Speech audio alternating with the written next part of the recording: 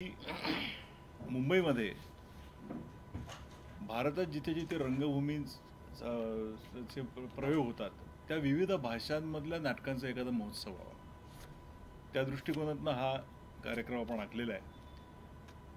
आपण 20 तारखेला अनेक थिएटर कोलकात्याचे जे आहे त्यांचं अक्षरिक नावाचं बांगला भाषेतलं नाटक इकडे सादर करणार आहोत संध्याकाळी 7:30 वाजता.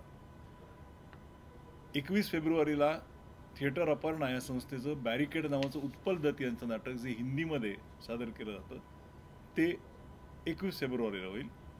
22 फेब्रुवारीला ठकीशी संवाद हे मराठी नाटक सादर केलं जाईल. आपल्याला सगळ्यांना माहिती असेल यंदा सतीश आळेकर यांना जनस्थान पुरस्कार जाहीर झालेला आहे आणि त्यांच्या महानिर्वाण नाटकाचे 50 वर्ष प्रयोग चालू आहेत. 50 वर्ष होती नाटकाला, तर त्यांना एक मानवंदना देण्याच्या दृष्टिकोनातून आपण त्यांचं नवीन नाटक जे आहे ठकीशी संवाद त्याचा प्रयोग आपण करणार आहोत.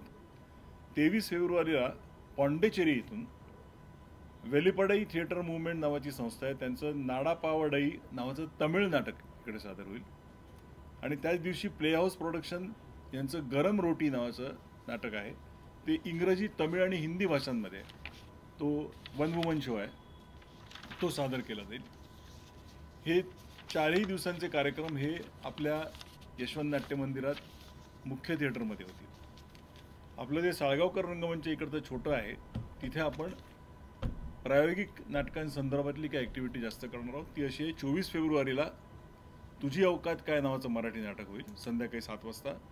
आणि त्याच दिवशी एक प्रायोगिक नाटकांवरती परिसंवाद आपण रचलेला आहे. त्याच्यामध्ये आलोक राजवाडे, युगंधर देशपांडे, प्रतीक्षा खासनीस आणि योगेश्वर बेंद्रे हे नवीन जे कलाकार आहेत ते सहभागी होतील आणि संवादक असतील नाशिकचे सचिन शिंदे.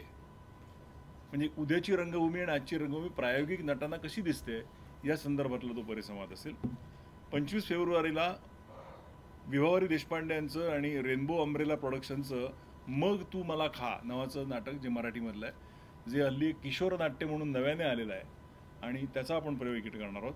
आणि त्याच दिवशी इंग्रजी आणि हिंदी भाषेमध्ये असिम्प्टोमॅटिक नावाचं नाटक आहे, अभय महाजन ते सादर करतील.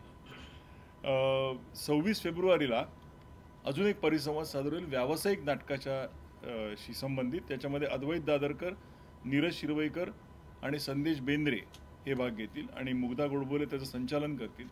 आणि त्याच दिवशी चल रे भोपळ्या टुणूक टुणूक नावाचं नाटक काही वर्षांपूर्वी अच्युत वझेंचं होतं, जे त्याचं पुस्तक आता निघतंय, त्या पुस्तकाचं प्रकाशन होईल आणि त्या प्रकाशन समारंभामध्ये संजय मोने उपस्थित असतील आणि अच्युत वझे स्वतः येणार आहेत. 27 फेब्रुवारीला पार्थ थिएटरतर्फे 2 दीर्घांक सादर होतील. मॅड सखाराम म्हणजे सखाराम बाइंडरचं जे विडंबन आहे ते, आणि मराठी वाङ्मयाचा घोळीव इतिहास या 2 दीर्घांकांचे प्रयोग होतील.